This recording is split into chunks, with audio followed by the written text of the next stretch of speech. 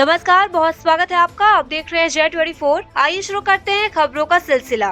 विधायक मनगवा नरेंद्र प्रजापति विभिन्न कार्यक्रमों में शामिल होने के बाद पत्रकारों से चर्चा करते हुए कहा, प्रशासनिक कसावट लाने के लिए पुलिस थाने में समीक्षा बैठक की गई। स्पष्ट तौर पर थाना प्रभारी वर्षा सोनकर को निर्देशित किया गया। नशा मुक्ति अभियान निरंतर चल रहा है, इसे रोकने के लिए प्रयास किए जाने के संबंध में आवश्यक दिशा निर्देश दिए। आपको बता दें कि इस मौके पर भाजपा के पदाधिकारी, जिला कार्य समिति के सदस्य जगजीवन लाल तिवारी, भाजपा मंडल अध्यक्ष नवंबर सिंह संयोजक, विधानसभा संजय द्विवेदी, शत्रुघ्न द्विवेदी, युवा मोर्चा अध्यक्ष निखिल सोनी, महेंद्र तिवारी, लवकुश गुप्ता, विष्णुदेव कुशवाहा आदि लोग मौजूद रहे। इसके पूर्व विधायक प्रजापति ने नगर परिषद में आयोजित कार्यक्रम में शिरकत देने के बाद भाजपा मंडल के पदाधिकारी की आवश्यक बैठक लिए संगठन के संबंध में विचार विमर्श किया गया। Mahendra Tiwari, bureau report, Rewa. नमस्कार। आज मनगांव में आपका विभिन्न कार्यक्रम में आप शामिल हुए, जिसमें जो है आप थाना भी गए थे और वहाँ विभागीय समीक्षा बैठक में आपने गाइडलाइन दिया है। क्या आपने गाइडलाइन दी है? आपके चैनल के माध्यम से प्रथमतः तो सभी को सादर वंदन, अभिनंदन। और जैसा आपने प्रश्न किया कि मैं थाने में आज गया था, नई टीआई श्रीमती वर्षा सोनकर जी का अपॉइंटमेंट हुआ है वहाँ पर नई थाने में, तो उन्हीं से थोड़ा सा विचार विमर्श करने के लिए मैं गया था। और वहाँ पर मैंने यही बोला है उनको कि जिस प्रकार से लॉ एंड ऑर्डर अभी तक मनगांव में चला, उसको आपको सुधारने का काम करना है। और ये आपको एसपी साहब ने और आईजी साहब ने एक बड़ी जिम्मेदारी दे करके मनगांव जैसे बड़े थाने में आपको यहाँ पर भेजा है। तो मैंने यही सब बातें सम्मानीय टीआई वर्षा सोनकर जी से मैंने बात की है। दूसरा सवाल ये है, कुछ दिन पहले गढ़ में जो है बाउंड्री वॉल गिरने से हादसा हुआ और 4 छात्रों की जो है मौत हो गई। इसके बाद जो है प्रशासन एक्टिव हुआ और डिसमेंटल की कार्रवाई कर रहा है जर्जर भवन का। ये क्या बच्चों की शहादत केवल मजाक बन के रहेगा कि वास्तविक तौर पे जर्जर भवन गिराए जाएंगे? देखिए, ऐसा है कि जो भी पुराने बिल्डिंग है, छात्रावास है, स्कूल है या कोई भी ऐसी जर्जर दीवार है, तो आकस्मिक दुर्घटना का कारण बन जाती है।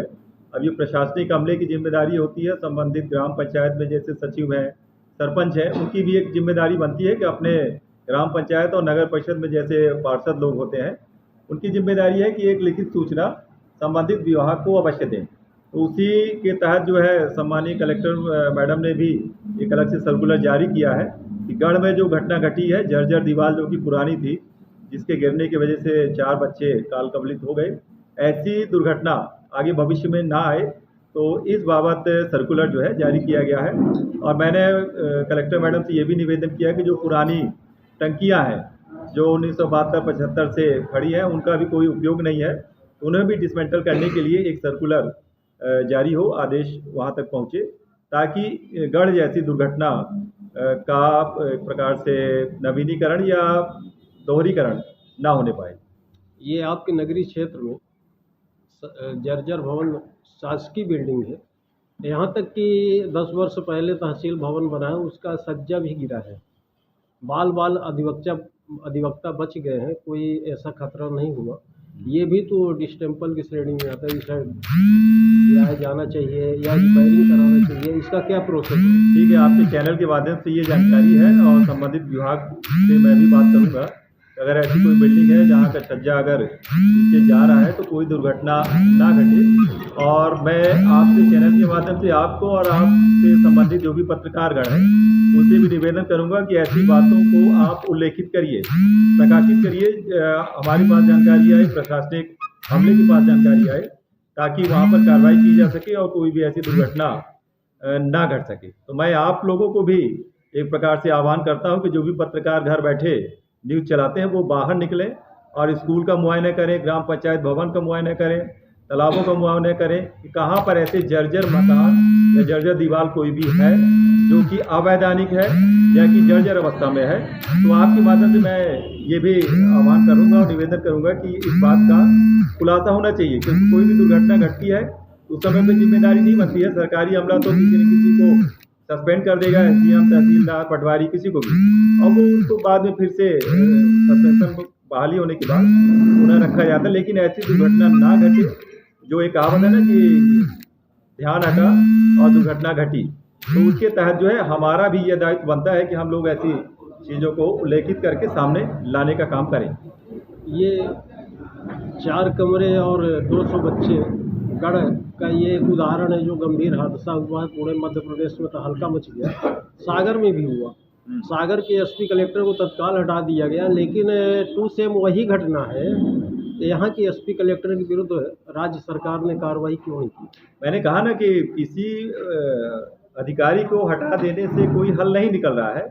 जहाँ पर कोई भी ऐसा आक्रोश रहता है, सीधे तौर पर जिम्मेदार अधिकारी रहते हैं, तो ये प्रशासनिक एक प्रकार से प्रक्रिया होती है कि जो आम जन है उनका आक्रोश ज़्यादा ना बढ़े और उनको जो है अपदस्थ किया जाता है, जबकि उनकी डायरेक्ट कोई जिम्मेदारी नहीं बनती है। जैसे आप स्कूल का यहाँ पर उल्लेख कर रहे हैं, जो गढ़ विद्यालय है, गढ़ विद्यालय का संचालन किन नियमावली के तहत हो रहा था, उसकी जांच करवाई जा रही है। संबंधित वहाँ पर उस दौरान डीओ साहब भी थे, डीपीसी भी थे, उन्होंने उस स्कूल का पूरा चेकअप कराया है कि किन मापदंडों के चलते वह विद्यालय संचालित हो रहा था।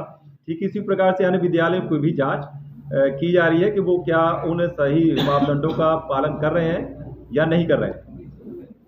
एक और महत्वपूर्ण है, जो पत्रकार प्राथमिकता के साथ खबर चलाते हैं, चाहे भ्रष्टाचार का मुद्दा हो या फिर जनहित का मुद्दा हो, लेकिन कुछ दिन पूर्व आपके अनुशंसा पर कुछ पत्रकारों के खिलाफ मनगवा थाने में कार्रवाई के लिए सुपुर्द किया गया। ये इसका प्रयोजन क्या था?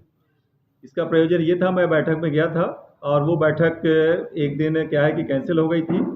कैंसिल होने का कारण था कोई एक व्यापारी का बालक जो है उस दिन देहावसान हो गया था, गुजर गया था।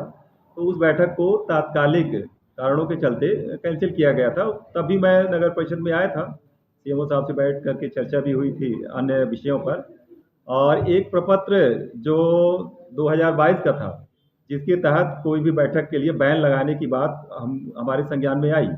तो अब उसी 2022 के प्रपत्र के आधार पर वर्तमान में की गई बैठक को मना करना न्याय संगत और तथ्यपरक नहीं था।